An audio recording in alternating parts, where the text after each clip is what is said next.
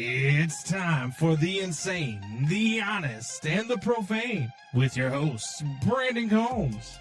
Jed Hoyer has been a coward as a GM. He doesn't go out and he doesn't make the big splash signings. He doesn't spend the money in the right places. But then I don't let Craig Counsell off the hook because, yes, did he get put in a bad spot with this rotation by Jed Hoyer? Absolutely. But then you didn't put those guys that you did have in a position to succeed in the playoffs. And Ryan Fitzgibbons. I mean, if he's just as good as Justin Fields, it's probably the worst draft pick in the history of Bears football. It probably is. And one of the worst draft picks in the history of the NFL. It's Combs and Fitz, Windy City Sports Talk, right here on ChicagolandSportsRadio.com. And welcome to Combs and Fitz, Windy City Sports Talk. It's your boy, Brandon Combs, along with my guy, Ryan Fitzgibbons. Fitzy, nothing happened yesterday, man. Nothing worth talking about. We had a couple of football games, but there's definitely no arguments all over social media. We definitely weren't arguing before the show about whether or not there was or wasn't a catch or an interception. Not a whole lot to get into, but we're definitely going to get into both games from yesterday. We'll get into the Bears game. We'll get into the Patriots-Texans game. Also, coaching carousel, kind of crazy. But Fitzy, how's your week, brother? Pretty good. Went to the Wolves game last night. Saw a hockey fight. It's been a while. Yeah. The Chicago Wolves fighter lost, but the Wolves won the game. So lost the battle. Was it Wolves Hawaiian shirt night? It was Wolves Hawaiian shirt night, and it was like. Oh, so you didn't buy that? No. This is Wolves. Okay. This that is makes free. It okay then. The tickets were free. My boy Aiden got one too. We also got a free hat. So it was kind of like free tickets, free hat, free Hawaiian shirt, free watching a fight. Pretty good hockey.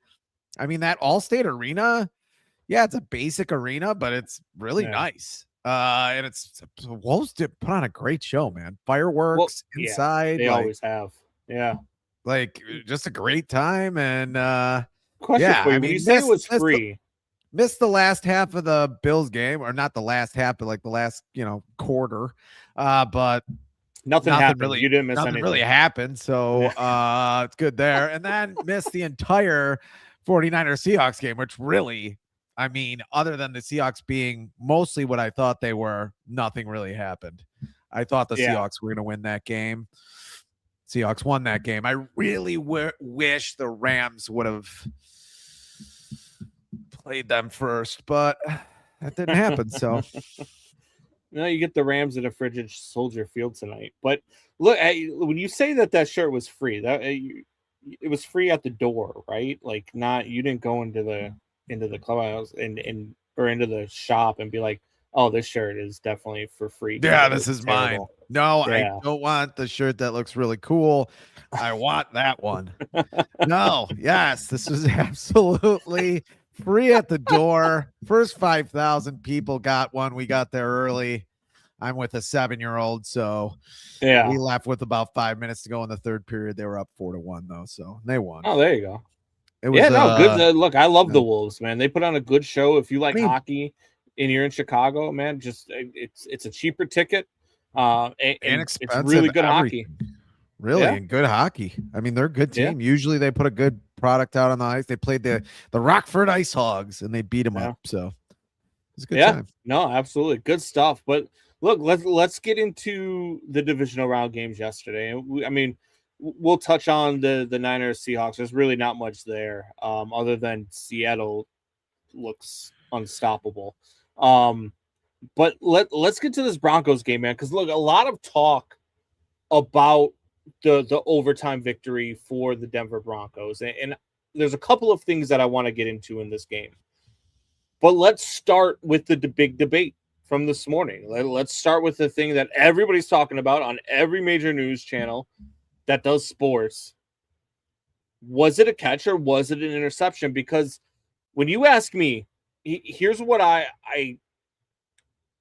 took from it, and I took this live. This is what I said last night while watching the game. It looks to me like if you just watch Brandon Cooks, and I'll bring up the play here in a little bit. If you just watch Brandon Cooks during that play, when he hits the ground, it looks to me like he goes unconscious. Like he hit the ground, his head bangs off the ground. I think he goes unconscious and he's going to lose the ball anyway.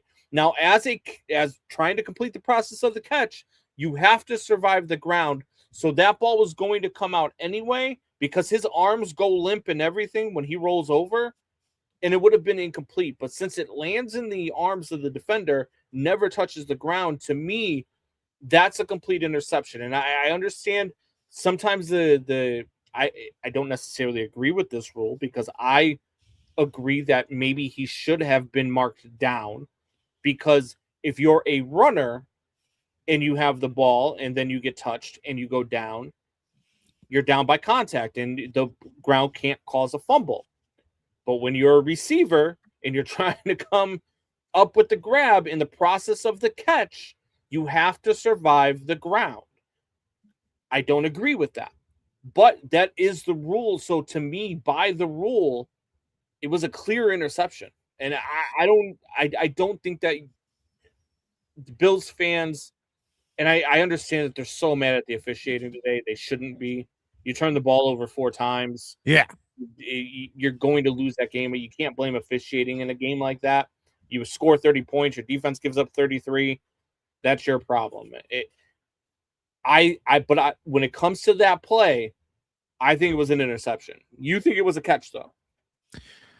Yeah, I mean, even Gene Sarator, who, I mean, you could bring it up if you want. His explanation of it. I get it. First of all, you're an asshole. Because I say I don't want to argue about this. And certainly you drag me and do an argument about this because I don't think there's a lot to argue about. I think if they call it a catch, okay. I think if they call it an interception, okay. I do agree with you. You have 2 turnovers in that game and you probably win by maybe high single digits, probably double digits. You win the game by. You were definitely the better team, which I thought Buffalo was. I thought Buffalo should have made the Super Bowl this year. I really didn't think Josh Allen was going to be the reason why they didn't. He definitely is. I think he deserves all the tears he cried. We do have a new tear meme. But also Gene Sarator does say in what he tweeted that it is a judgment call. It is. And if Nixon with the Packers is on the other side of DJ Moore in the right before Christmas game where DJ Moore catches the thing and he grabs that ball, is that an interception then? No. So there's, and again, I don't agree with the rule because there are so many different variations. Answer the question. Rule. If Nixon catches that ball, it's an interception. Correct. Then that's a really bad rule because that's definitely a catch by DJ Moore, and it's almost the same exact play. It's just in a different part of the field. And yes, actually, Caleb throws a better ball. I mean, I'm not going to say Josh Allen did something bad. It's not a great throw. It's an okay there's throw. Variations to all sorts of rules, which I hate, right? Like I hate the fact that as an offensive lineman, when you go and you're blocking a guy, if your hand goes up high and you hit him in the face, and even though it's not a face mask, it's not going to cause any damage, you just hit him in the side of the helmet and push his head to the side, it's illegal hands to the face. But if you do that as a running back, running full speed, and you put your arm out and just completely annihilate and decapitate a guy, it's called a stiff arm. Yeah, like, Bears have. I think the certain rules having certain variations and different. Same thing with we were talking about this before the show. When a guy goes to the sideline and he catches the ball and he drags his toes, he never completes the process of the catch. But you still do have to survive the ground in that instance, do you not? You still do have to survive the ground because if you drag your feet and then you go out of bounds and the ball comes loose when you hit the ground, it's called an incomplete pass. And that's what happened with Cooks, was he didn't complete the process of the catch. The ball was coming loose. And I just think in my estimation, I think Cooks went unconscious. I really do. I also agree. This is why I thought it was a catch, and it's a good point by Jeremiah. If they go to the ground, both possessing it, I agree. Cooks had the ball to the ground. He definitely had the ball to the ground. The defender grabs it once he's on the ground. No, the defender starts to grab it before he hits the ground. Here, I'm going to bring it up right now. We're going to show this thing. Now, and Logan says your Bears are cheating. I don't know how we're cheating. I don't know, Logan. Doubting Thomas, it's a catch as soon as his ass hits the ground. Now, I have a different view of this. Yes, I thought it was a catch, but I think it could have gone either way. I'm not going to be as demonstrative that, no, it's a catch. I think it's a really close call, and I think Sarator is right, or as Jeremiah said, Skeletor is right. Gene Skeletor is right. I think it's a judgment call at the end of the day. But let's look at this play here. I'm gonna play it, but I'm gonna slow it down. So as you're going right here, that means and that means Cooks is down by contact. Sports Jazz fan. Ooh, right like here, that. Sports and Jazz. I'm gonna show you guys the catch right there. Look, the defender's hand is on that ball as well. The defender's hand is there too. So now, as you bring this in, before he goes to the ground, watch his second hand go around the ball as well.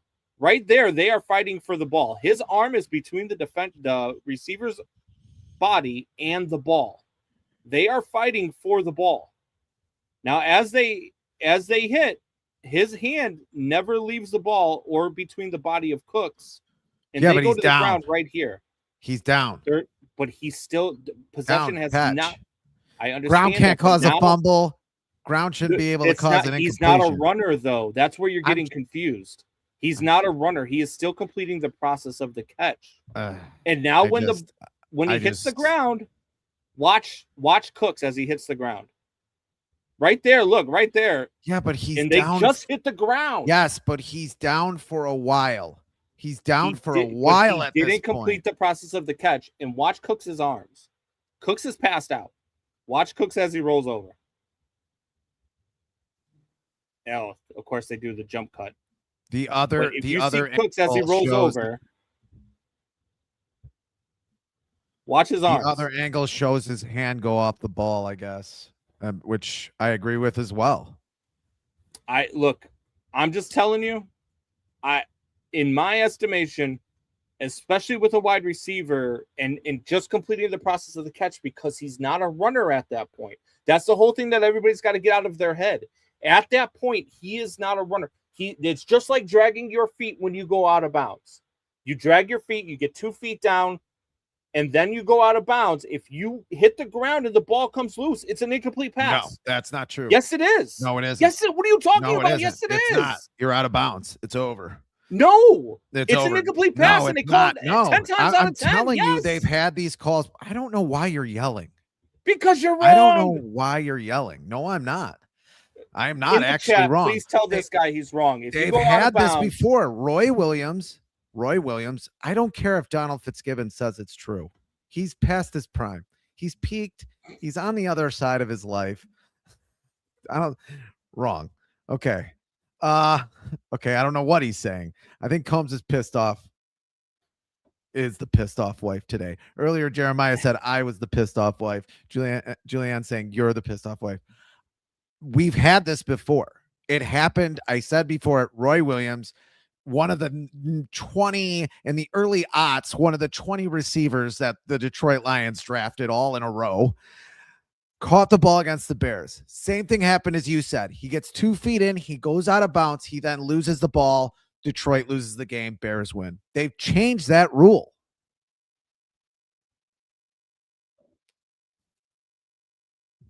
Would you like to read Jeremiah's comment? You have to maintain the process of the catch through the ground out of bounds. Yes, you do. It's just a dumb rule then. It's just a dumb rule then. I don't know what to tell you. I know that they've addressed this rule. Say that they addressed this rule before. Say you remember the Roy Williams catch. Say they addressed the rule before. Because there's also a Des Bryant catch that they addressed the rule before. I agree with you. I'm not saying that it's a good rule. You've changed. I have changed a little bit. I'm not. Changed my shirt. I'm not saying that it's not a bad rule, because I agree it is a bad rule. If the ground can't cause the fumble for a runner, the ground should not be able to cause a fumble for a receiver. I completely agree with you. But by the letter of the actual rule, that was an interception. You're purposely not bringing up the Gene Sarator thing where he said it is a judgment call. You want me to? I can bring up Gene Sarator. He does say if A and B is done, it is a judgment call. We'll bring it up right here. I have it right here. This anymore. So here we are. For a catch, secure control of the ball, check. Okay. 2 feet down and bounds, check. Okay. After A and B have been fulfilled, clearly performs an act of common to the game, extend the ball forward, take an additional step, tuck the ball away and turn upfield, or avoid a ward off an opponent, or if he maintains control of the ball long enough to do so. C is where there is a judgment needed since A and B are clearly met. Now consider this note to the rule. If player A, who satisfied A and B, but has not satisfied C, contacts the ground and loses control of the ball, it is an incomplete pass if the ball hits the ground before he regains control. Or it doesn't hit the ground. It doesn't hit the ground. You're right. It doesn't hit the ground. It hits the defender and goes into the defender's arms. That's why it's an interception. That's exactly what I'm saying. A defender can't take the ball away from a receiver while he falls out of bounds. It would have been incomplete. It's not about him taking it away. It's about as the ball comes out, it doesn't hit the ground. It lands in the defense. If that ball hits the ground, incomplete pass. But it doesn't. It lands in the arms of the defender. He was going to lose that ball because he gets knocked unconscious. Does the defender that ball was coming out? Does the defender have possession? Megan TV says, does the defender have possession? I don't know, man. It's all I'm saying is to me, like I said before the show, to me, just looking at the play and being a sensible human being on the earth and playing backyard football and whatever the hell football, when a person catches a ball, how many times do you have this playing backyard? What it looks like. More times than you would think. I imagine you and John fighting over this in the back. What it looks like is a catch. If you look at it, it looks like a catch. He's down. Whatever that idiot defender's doing afterwards doesn't matter. What matters is that the ball comes loose when he also hits the ground. I don't think it changes the game. I think Buffalo pisses all over their legs and loses anyway. So I mean, well, that play. Here's the other thing about that play, is that play is on 3rd and 10. So let's take the defender out of the equation. Cooks hits the ground, the ball comes loose, and it hits the ground. It's an incomplete pass. Buffalo's punting the ball on the next play anyway. It's 4th and 10. Yeah. So that's essentially the punt. That's what I'm saying. Anyway. They lose the game anyway. Yeah. Go ahead.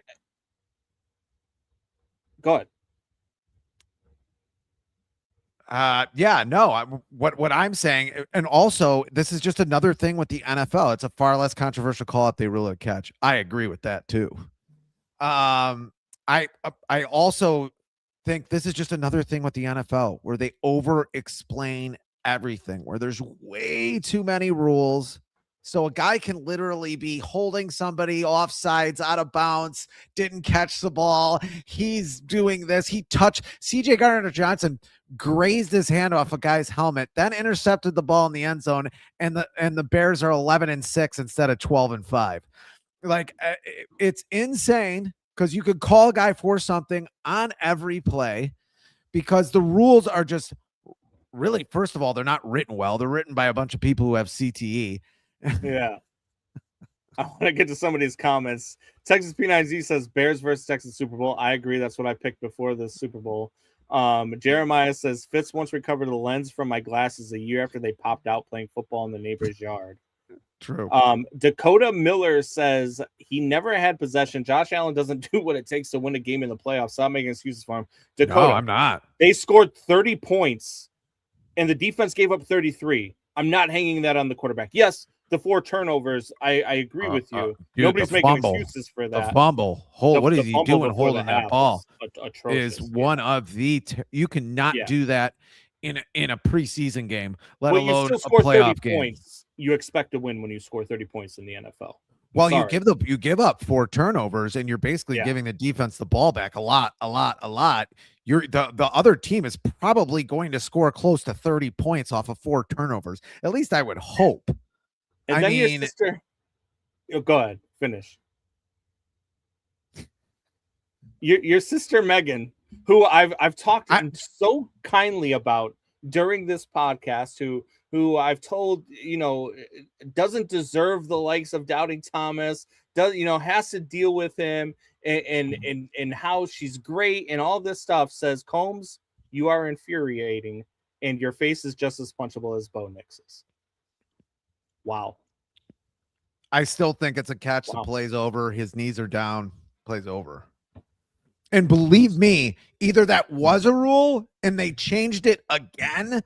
And who could keep track of all these changing rules? You didn't even know how the kickoff worked in the other game. I'm not picking on you. I don't even know how the kickoffs work exactly still.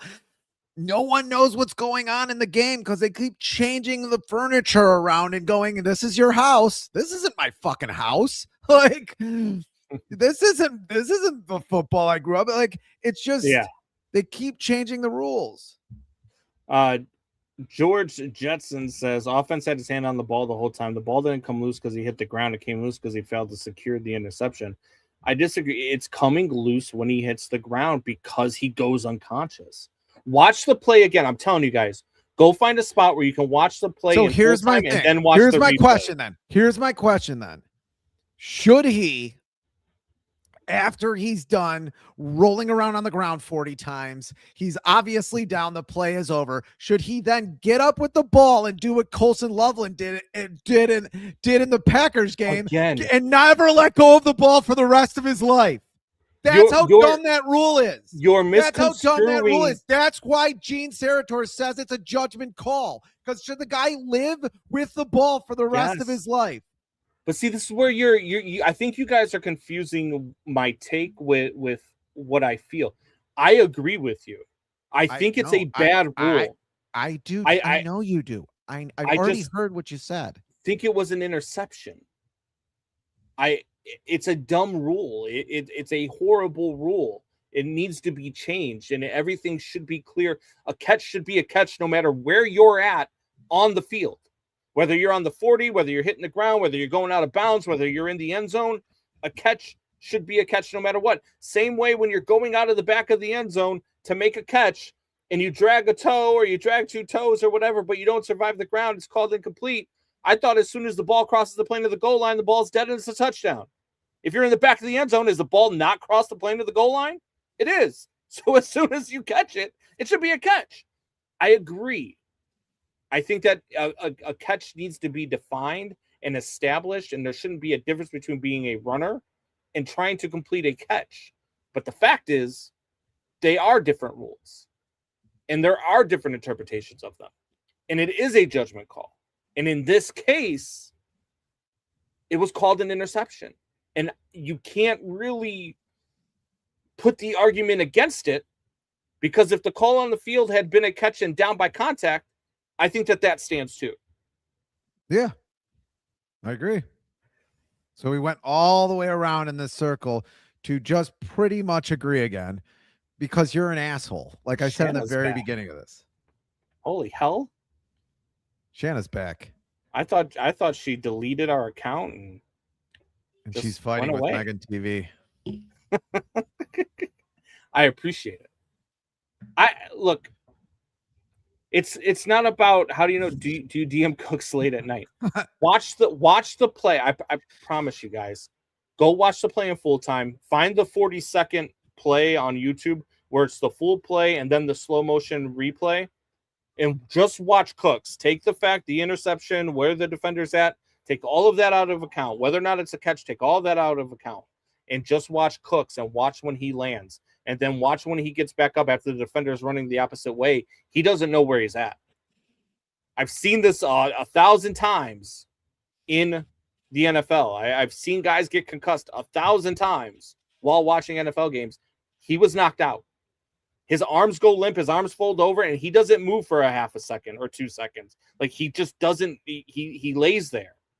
And it's because He didn't know what was going on. If he's fully aware, he's fighting for the ball, 1, and 2, he gets up immediately to try to tackle the defender. Plain and simple, because his instincts take over. But they didn't because he was passed out. Doing circles to convince us that you're unreasonably reasonable. George Judson has a great point there. Pretty much. Binkings says 100% catch down by contact. All right. 3 lost fumbles, 2 interceptions. The Bills killed some time of possession with 78 plays. Fuck the Bills because they lost. They played like shit. Fuck the Broncos too. Fuck the Niners. For fun, go Texans. All right. Hey. Oh, God. Megan TV. Shannon's finally back from her donkey show in Mexico. Wow. Wow. It's getting real in the chat. Allen forever deserves the ball to be glued to his hands. He definitely got a concussion. I think so, too. He got the wind knocked down. Dude, come on, man. I don't think that's what it was, man. I'm okay. Anyway, let's move on to the other game. We had a second game last night. It was the Niners and the Seahawks, and the Seahawks were just a unit, dude. I mean, plain and simple. Defensively, offensively, look, it didn't matter that their quarterback didn't take a snap all week long. It didn't matter what the Niners tried to do offensively. Brock Purdy looked atrocious yesterday. I'm with you now. I used to defend Brock Purdy. I can no longer defend Brock Purdy. I don't think you can move forward with Brock Purdy as a starting quarterback. I think they're better off with Mac Jones as a starting quarterback. I think Mac Jones, he's just kind of a turnover machine too. I think just Brock Purdy, I think a lot of people know what's going on there. And I think, and the Bears should have had 2 picks in that game. He just has a throw that loops and just stays in the air a little bit too long. And it's just susceptible to a lot of picks. And I think that's why he's the last pick of the draft the year he was. I think Kyle Shanahan finally deserves another Matt Ryan, who people could say what you want about Matt Ryan. Matt Ryan, very, very good thrower of the football. I mean, he was definitely a very good quarterback. People don't give him enough credit. He made some throws in his career that nobody that Kyle Shanahan has had since can make. I think they need somebody to push Purdy there. I think it's pretty obvious now, unless I'm not seeing something. I mean, everybody wanted to be all over him because he killed the Bears. Which almost every quarterback has done. I mean, come on. He's had some games where, the Bears wasn't the only defense that he killed. He's had a couple of 4 or 5 touchdown games this season. I just think that the interceptions and the way that, look, I think the Kyle Shanahan system is conducive to a lot of quarterbacks, and I think he's one of them. Anthony, what a nice shirt, too. Thanks. Oh, you're talking to Fitzy. I was cold. I was scared. Juliet, you're right. We didn't touch on this. We were so concerned by the interception, catch or not a catch. How crazy is it that the Broncos win last night? The Bills are out, and now the Broncos move on, and they don't have Bo Nix. I feel sick for the kid because I think Jared Stidham. Jared Stidham. He hasn't thrown a pass since 2023. You just made that up. That's not his backup quarterback. That is his backup quarterback. Totally made it up. And that's the lead singer of Garbage or something. Yeah. That cannot be the. Phillip Rivers comes back. No. No. Oprah's husband. That's Oprah's. I think Stedman. I feel sick for Bo Nix, dude. I think Bo Nix silenced a lot of doubters yesterday. I think he did enough to silence doubters. I think he did enough to show people that he's the real deal. Some of those passes, even the pass that gets dropped to Lil Jordan Humphreys in the first, which sounds like another made up name, But that pass that he drops to Lil Jordan Humphreys, like, it's on a dime. And a few of his touchdown passes yesterday were on a dime.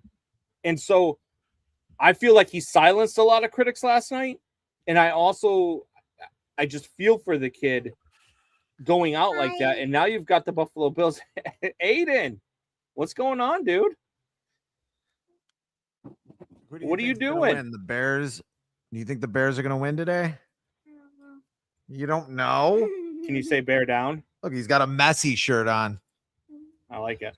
Let's talk soccer, the other football. All right, bud. All right. You want? But no, I think Bo Nix did enough to silence critics yesterday, and now you're going into the AFC title game, and it's almost like they're a lame duck team, which is another kick in the nuts for Bills fans. Like, I feel like you had it and you let it go, and now the Broncos are moving on, and it feels like today's Texans-Patriots game is for the AFC crown. You're muted. Sean Payton, pretty good. Pretty good coach, but I just, it's going to be hard to get by either of those teams with Jared Stidham. Stidham. I'm talking about Oprah's husband at this point.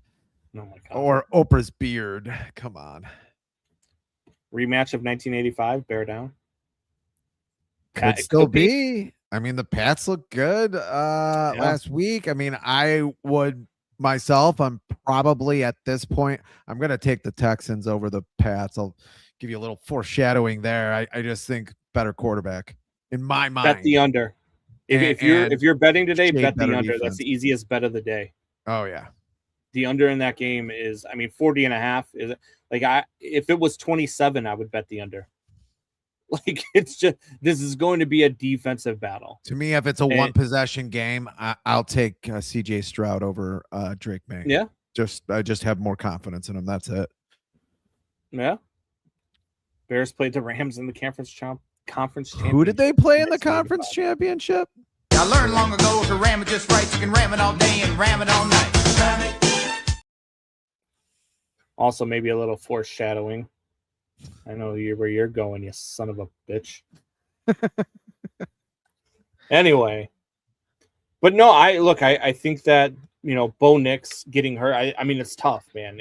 I feel for the really kid. Is. It's just so brutal. But I don't know about you, but I think he silenced a lot of people yesterday with his performance.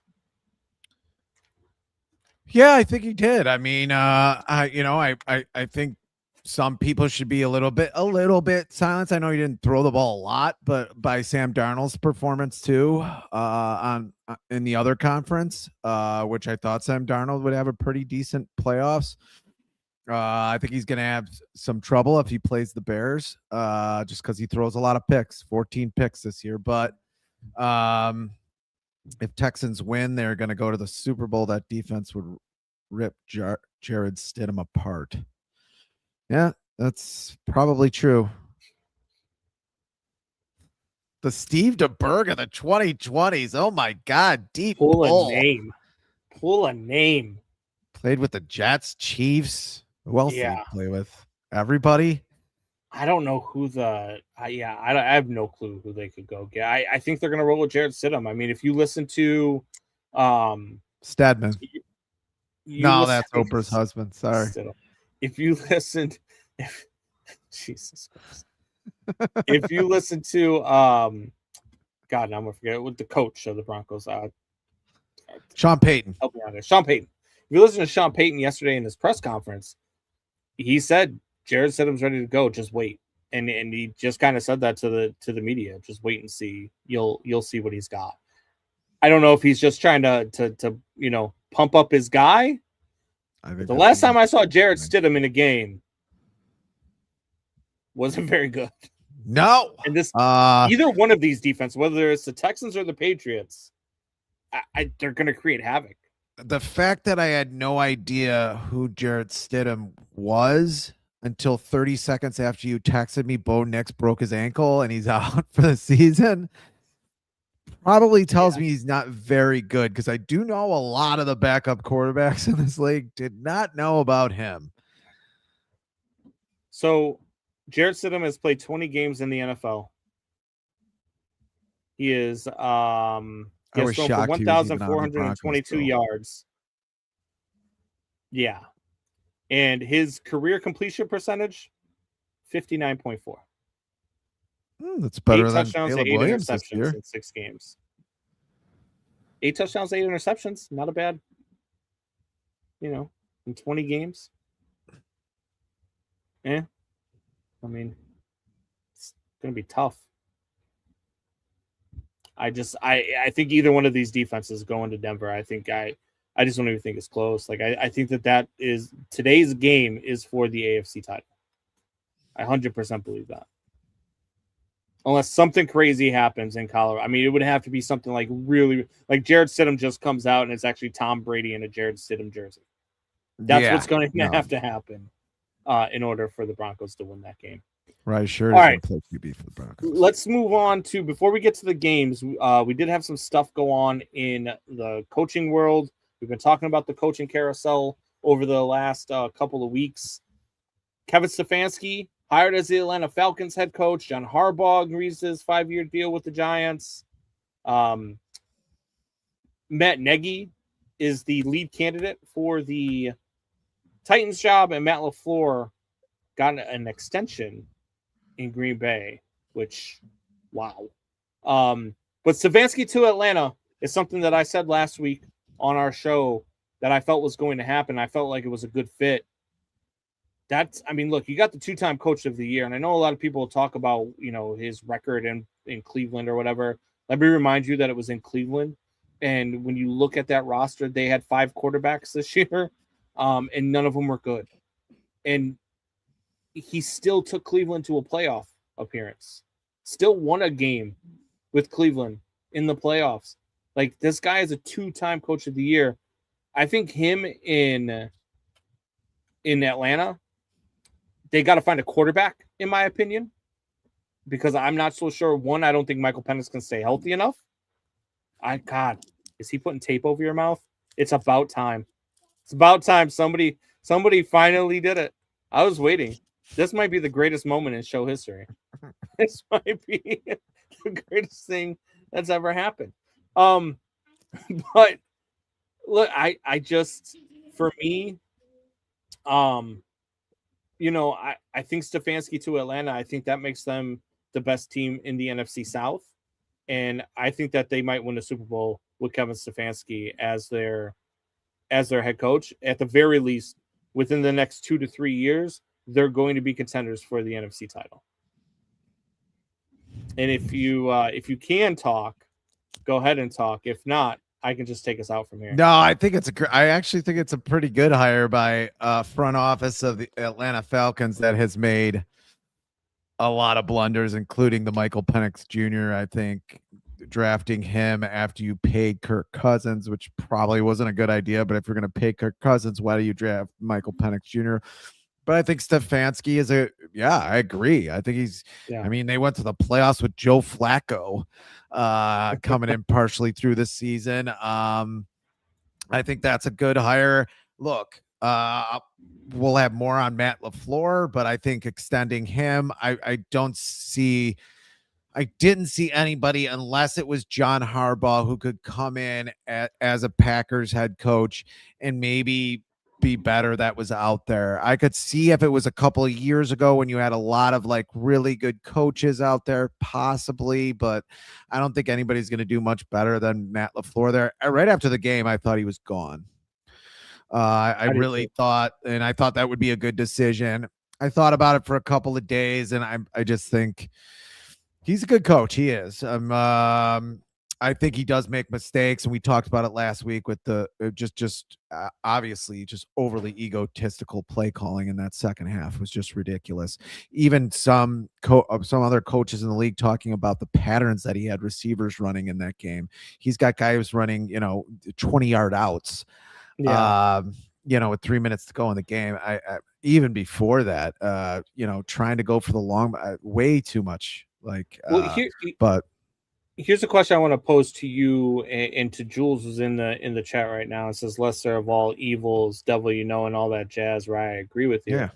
I understand. I agree with you. I think Matt LaFleur is a good coach. I don't think he's a great coach. I don't think he's a coach that's ever going to win a Super Bowl, because I think he's too self-absorbed in his play call, too self-absorbed in I want to be the smarter guy. And I think that showed in the Bears game with the only handing the ball off 5 times, up 3 scores at half. Like, I think that shows in that play call. And I think at some point you have to look for a change in a voice. And when you say that, I don't know who's going to be better. Like, do you think any of the coaching candidates in Baltimore are a better fit than a guy like John Harbaugh, who is also a really good head coach? Do you think that Mike Tomlin, I know Mike Tomlin stepped down, but there are coaches that are good coaches that sometimes it's just time for a change, time for a new voice. And I think that it might have been time in Green Bay.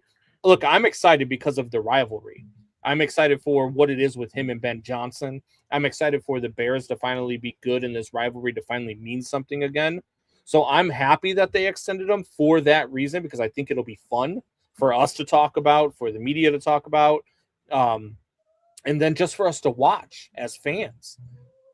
But I just don't know if it was the right move for the organization. Yeah, I mean, especially with Matt LaFleur, I just think someone might have to sit him down and be like, look, if you have a lead, end a game, such and such, like, how are we, where was your mind at? Where's your logic here? Yeah, we don't think you did right here or there. He's got to have an honest conversation with himself. If he has an ego, which it seems like he does, and I know a lot of coaches do, but you have to be honest with yourself at some point and say, if he can't do that, maybe it's a change. Maybe they needed a change, but I think in Baltimore, I can go with that argument a little bit more in Green Bay, where 18 seasons with John Harbaugh, what is it? 7 seasons now with a Matt LaFleur. I don't know. I think he's done a pretty good job. 3-6 in the playoffs. Yeah, I know that's tough.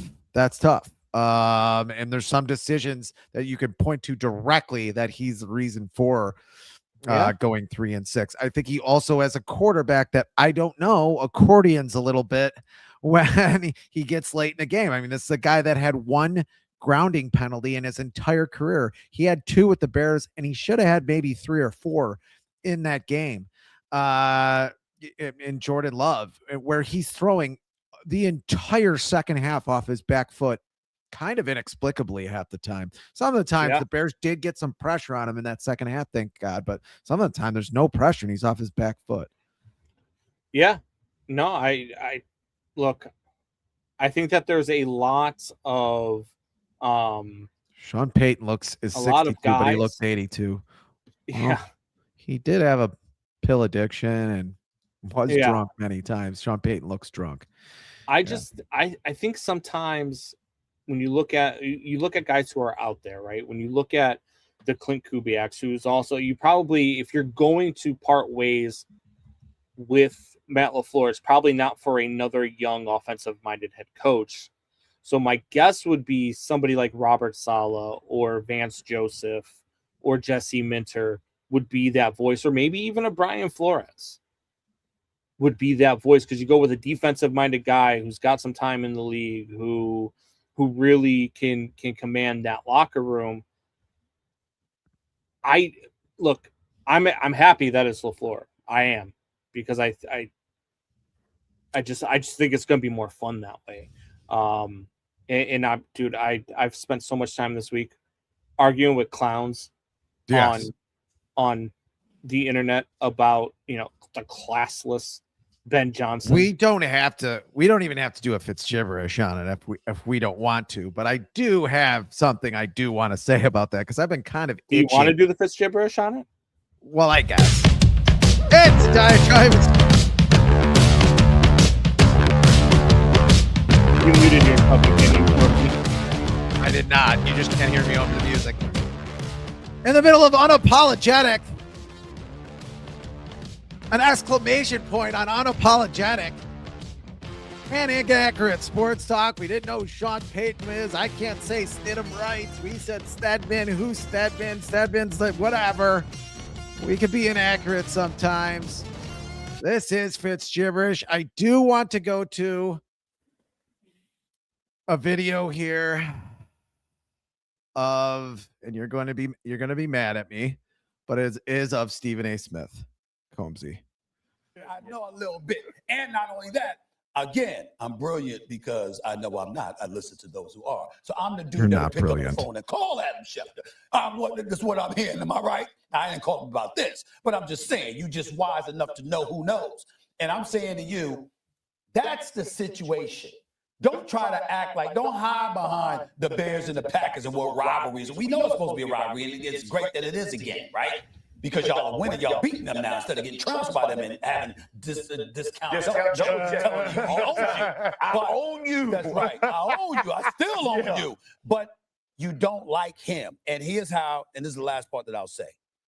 It's bad enough where friends of Matt LaFleur around the league who will remain nameless can't stand Ben Johnson because of the feelings and the treatment they know he has towards Matt LaFleur. Point that I'm telling you, this is me. Okay. That is enough of that. I am from, as many of you know, the south side of Chicago. And it was weird. When I was at the Wolves game yesterday, someone said, "Where are you from?" I said, "South side of Chicago." I said, Mount Greenwood, Beverly area. And they said, "Oh yeah, that's just like the suburbs." No, it's not just like the suburbs. And I'll tell you why, because when I talked to somebody from the suburbs, I know it's not like somebody from the suburbs. But anyway, when somebody from the south side, at least when I grew up, pissed off a metrosexual man with a lot of gel in her hair, which we used to call gel heads, and his metrosexual gel head friend gets pissed about it, I not only Can you pan left there? Or? I am not. I do want to pan left, a little bit left. You can still see something. But anyway, I not only don't get Jared mad. Goff tried panning left. He got shipped to Detroit. I not only that's a good one, Combs. I not only don't get mad at the coach, and I don't think the Bears brass do, I celebrate it. What are we talking about here? We, in the midst of everybody getting mad because Ben Johnson said, "Fuck the Packers," and he doesn't like them. And because of doing a quick handshake, the same handshake LaFleur gave him after LaFleur beat him, by the way, which is really weird that we're mad at Ben Johnson. But anyway, in the midst of all that, and I hate to bring this in here, America is bombing Venezuela. We're sending heavy machinery over to the Ukraine to kill Russians. And I do a show with a Marine who had a gun in a field on 9/11 because he was ready to shoot down a commercial airliner if it flew by, because being afraid that it might fly into a building. And we're worried about a coach in a competitive game in an adult environment playing a kid's game says, "Fuck the other team." That's what we're doing in America now. Is that what we're doing in America now? The same team that said "fuck you" to us for 20 years while they were kicking our ass. What is wrong with this pitcher? What is wrong with America? And that's Fitz Gibberish. Combs. I'm sorry. It's another nanny state thing. I agree. I have spent all week arguing with people about this, and here's the thing: if you think that Ben Johnson was classless, whatever. I don't really care if you think he was classless, because to be honest with you, whether I'm a Bears fan or not, I've already talked about this. I don't have a problem with a player who doesn't shake hands. I'm okay with a coach who has an edge to him, because we've seen the coaches that don't have edges to them. We've seen the Mark Trestmans. We've seen the Matt Nagy's. We've seen the Matt Eberfluses. We've seen the coaches that don't have that spark. And where did that land us? The last time that the Bears had a coach that was this outspoken about the Packers, it was Mike Ditka. And he won the Super Bowl. I am okay with a coach that doesn't like his rival. I'm okay with a coach that wants to talk trash and get into the opposing coach's head. Which he obviously did, by the way. Hey, the Sean McVay tree is angry about this. The Sean McVay tree, this didn't go over well in circles. In football circles, this didn't go over well. The Sean McVay tree is good. Well, good. I hope the Sean McVay tree is so happy that this week, when the Bears beat the Rams tonight, and he screams, "Fuck Sean McVay" in the locker room, and fuck the Sean McVay tree.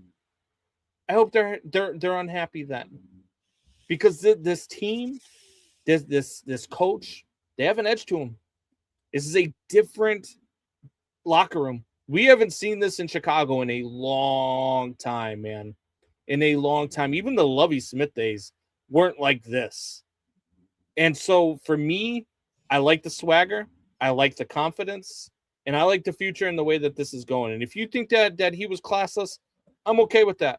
Because I'd rather have my coach be classless and make the right calls and be edgy and lead his teams to victories and to teach them how to win than I would to have a classy guy who goes 10-7 and barely makes the playoffs, or have a coach who's 3-6 in the playoffs, who's a classy guy. Sorry. I mean, I totally agree with you. We talk all the time that we want to our teams to have an edge, to maybe be a little innovative. That's what this guy is, and he has an edge. Anybody who's innovating or doing something just a little bit different, which I think Ben Johnson is even going another step above that, they're going to have a little bit of edge. They're going to be a little quirky. I mean, this guy's able to do everything. He's able to work with the offense and I mean, McVay's the same way. In LA, he's able to do communicate well and be the nerd offensive coordinator as well. I mean, I don't see what's wrong with him having an edge. I'm in sales. Occasionally, a client will come to my manager and be like, "Ryan's reaching out too much. He's a little too pushy." My manager says, "Okay, I'll talk to Ryan. He'll be, and then my manager comes to me and says, "Good job." Yeah. Keep calling these assholes. Yep. Same thing with Bears management. What's Bears management going to say? I mean, why would Ben Johnson ever care about this? Like, this is so dumb. And really 10 years ago, this isn't even a thing. In 2018, when the Bears were last in the playoffs, this isn't even a thing. This isn't even like, we're not even talking about this. It's crazy.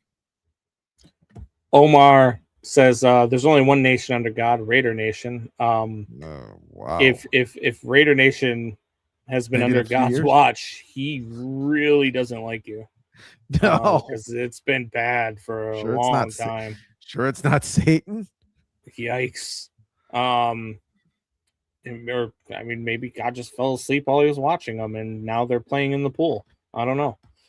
Packers fans being crybabies. I like the actual fans, and they love what Ben Johnson said. It's the soft half fans that make it a big deal. I agree. Yeah. Julianne did say other Packer fans. Yeah, Julianne's one of them. Other Packer fans as well who said, "Hey, I love the rivalry." Yeah. I hate the Bears. I hate Ben Johnson, but I love the rivalry. And it's the same thing. Like, it's different for Packers fans than it is for Bears fans, I believe, especially of our generation, because we spent the last 30 years watching the Packers kick the Bears' ass. So we hate the Packers and we hate Packer fans. And I think the Packers fans have less hate for the Bears because who the fuck are the Bears over the last 30, 35 years? Yeah. They've just beaten your ass for 30, 35 years. So it's just, it doesn't make, you know what I mean? It's like it'd be like me if I hated the Pirates and the Pirates fans. Like, really? The Pirates? Yeah. You know what I mean? So I get it. I understand where, you want it's good for the rivalry that you have both teams being good at the same time, but you have both teams in the playoffs at the same time. I think it's going to be great for the rivalry, and I think it's even better now that Matt LaFleur is going to be back. So I'm excited for it. What do you see happening today with Matt LaFleur's metrosexual friend? I think it's high scoring. I think it's a high scoring game. I think it's the exact opposite of what we get in Texans and in Patriots. I think that could be a 9-6 type game. I think we could go all game with neither team scoring a touchdown and just all field goals because both defenses are that damn good. But in the Bears, wind gusts of 20 to 25 miles an hour. Could be up to 30. Bears Rams, I think is high scoring. I don't think Really? the cold matters. I don't think the cold affects either team. The Bears have already shown in cold weather games that doesn't affect their offense. And I think that, even though he's 1-8 in games below freezing, wins and losses aren't a quarterback stat. Matthew Stafford lost that game last year against the Philadelphia Eagles in a blizzard, in cold weather, freezing temps in Philadelphia, but he threw for 300 yards and 3 touchdowns. They just couldn't stop Saquon Barkley on defense. That's not on him. He plays well in cold weather games. His numbers are actually pretty good in cold weather games. It's just his record that's not. Was the wind chill 2 in Philly that last year? No, it was pretty cold. I believe it was below 0. It was really cold last year in that game in Philadelphia, and it was in the snow. It was basically a blizzard. I don't know a lot of blizzards. He performed really well.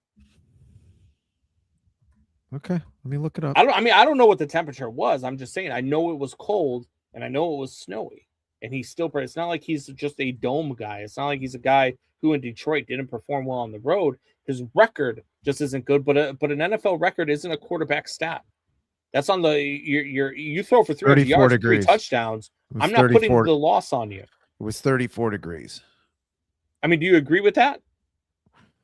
What? No, I'm not putting it on him. I don't know if it'll be a big difference. I do know he's 39 years old. I do know 34 degrees is different than 2 degrees.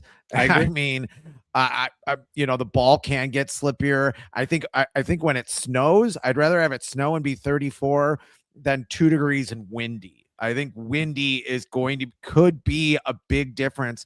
And it doesn't matter if it's Matthew Stafford, who I think has a pretty damn good arm. I think he's the better quarterback right now in this game. And I usually go for the better quarterback, but I think Caleb has a better ball in windy weather. And if it's windy. Midnight Squirrel says, get a job. This is my job. What I do. So we haven't pulled them all up, but we've had a lot of people ripping on us in the chat today. Dude, I love it. The Bears suck. The Bears suck so much that they were 11-6 and now in the NFC divisional round, 1 game away from the NFC title game. That's how much they suck. Must be a Packer fan. How crazy it that McVay is only 39. Yeah. He's been coaching since he was 34. This is 5th year in LA, 6th year. 7th, I thought. I thought he was 31 or 32. That's crazy. I mean, it's insane. I do remember the Jared Goff thing. That's why I brought it up, though. That they traded Jared Goff because Jared Goff when he was 30. That's 9 years. Wow. Yeah. He was younger than some of his players. Yeah. Well, he's the same. Yeah. It's crazy. I mean, it is. He's a great coach, and it's a great offense. And like I've said before, I think it's the best team in the NFC all year long. Yeah. For a while this week, if you want to get into it, for a while this week, I really thought, especially the way where they use their tight ends, Matthew Stafford. I think Matthew Stafford does a lot of things Caleb Williams does with the different arm angles and the way he can throw the ball in different ways, even though he can't move around like Caleb, obviously. Yeah. I really thought LA was going to win this game. Then, you go back and you look at the last 8 games that LA has been in. That defense has given up 25 or more points in every single game. They have a lot of games that go down to the last possession, the last play, at least one score, which benefits the Bears right now, not just as a fan, just as a reasoning person. kind of like when Cody Parkey hit the crossbar 4 times in the Detroit Lions game, 2 months before he double doinked. You get rid of Cody Parkey, Why would you and bring that somehow I have to be with the Bears here. 7 games they win with 2 minutes to go, losing, all the stats. I think last week, like I said before, was the most improbable win that they've had all season. I can't go against them here. I think it's going to come down to 1 possession. I have all the confidence in the world that Caleb Williams is going to somehow pull this out of his butt. We'll talk about next week when next week's happens, but I think they can win this game by 1 score. Hey, if they don't, I think they lose by 1 score. But if they have the ball late in the game, it's hard for me to believe they're not going to pull this out. Give me a score. I think it's going to be a lower scoring game. I really do. I think the Bears probably a lower scoring game than you think it is. Maybe like 23-20, something like that. Oh wow, much lower scoring. That might be too many field goals though in this game. I think it's a lot higher than that. I think it's going to be Bears 49ers ish. I think Bears win this one 41-38. That was my prediction earlier in the week. But yeah, I do. I just think it's a high scoring game. I think these two offenses go back and forth, and I think they go blow for blow. I really look. Yes, I know it's cold, but there's no snow. It's not supposed to be crazy windy. It's just going to be cold. And I 20 to 25 miles an hour. I don't know. Jeremiah's got 41-37. See, we're not far off. Wow, so finally you guys' minds are working as one. It's not a scary thought. I like it. It says go Sports beat the Rams for us Seahawks fans and hope. I would love. I mean, look, even though we have to go to Seattle and that team's good, dude. I'll give the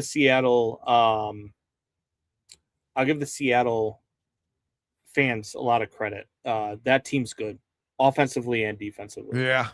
They might be the most complete team left in the NFL playoffs, behind maybe the New England Patriots. I would have said the Broncos, but they've got Jarrett Stidham. So I think that they might be the most complete team in the NFC. That being said, I don't think that there's a team in the league that the Bears can't beat. I really don't. And I think it'll be a great game. I think it'll be fun. We just got to win today. Go beat the Rams. I just think the Bears can move the ball against any defense, and I don't think that Seahawks offense performs as well against that Bears defense as they were able to against the 49ers yesterday. I don't, but we formed the weirdest Power Ranger you've ever seen. Me and Jeremiah. It is. All right. What do you got in before we get out of here? What do you got in Patriots Texans? I think the Texans are going to take that. Like I said, that might be another 1 possession game, but I think CJ Stroud right now, I just have more confidence in CJ Stroud right now. I need to see more from Drake May. I don't think Drake May will win the MVP. I think the Bears are playing the MVP. Yeah. Today. And Matthew said, I think it's insane that they would give it to Drake May, but everybody's saying they're going to. I'm all over the Texans. I'm with you on the Texans. Yeah, I am too. Texans Bears Super Bowl. Hope it happens. But I'm actually going out to the Whistle today to watch this game with some friends. Me and Michelle are going to go meet up with some friends and watch the game. So we're going to do a post-game show tonight, correct? Yes. All right. So we will have a post-game, time to be determined. We will talk to you guys. For those that don't join us next week, tell your friends, tell your neighbors, tell your enemies. Same bat time, same bat channel. Check you later.